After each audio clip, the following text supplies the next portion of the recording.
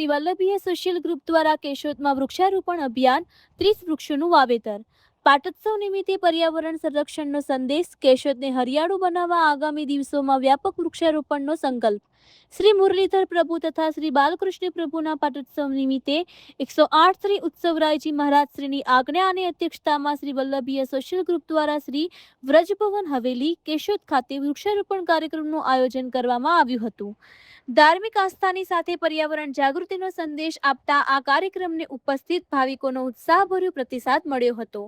કાર્યક્રમ દરમિયાન આમંત્રિત મહેમાનો તથા બાળકોના શુભ હસ્તે વિવિધ સ્થળોએ આશરે 30 જેટલા વૃક્ષોનું વાવેતર કરવામાં આવ્યું હતું.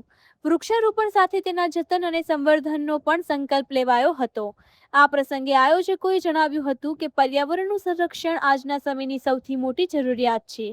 વૃક્ષો માત્ર પ્રકૃતિનું સૌંદર્ય જ નથી વધારતા, પરંતુ સ્વચ્છ હવા, વરસાદ અને માનવ જીવનના અસ્તિત્વ માટે પણ અનિવાર્ય છે. શ્રી વલ્લભીય સોશિયલ ગ્રુપ દ્વારા આગામી દિવસોમાં કેશોદને વધુ હરિયાળું બનાવવા શહેરની વિવિધ સામાજિક, ધાર્મિક અને સેવાકીય સંસ્થાઓને સાથે રાખી મોટા પાયે વૃક્ષારોપણ અભિયાન હાથ ધરવામાં આવશે તેવી જાહેરાત પણ કરવામાં આવી હતી. કાર્યક્રમના અંતે સૌએ વધુમાં વધુ વૃક્ષો વાવી તેનું જતન કરવાની પ્રતિજ્ઞા સાથે પર્યાવરણ બચાવવાનો સંદેશ આપ્યો હતો. આ સેવા અને સંસ્કારથી ઓતપ્રોત કાર્યક્રમને ઉપસ્થિત લોકોએ આવકારી આયોજકોના પ્રયાસોની પ્રશંસા કરી હતી. રિપોર્ટર દિનેશ મહેડા, કેશોદ. આજ રોજ વ્રજભવન હવેલી ખાતે શ્રી મુરલીધર પ્રભુના પાટોત્સવ નિમિત્તે વૃક્ષારોપણનો કાર્યક્રમ યોજાયો હતો.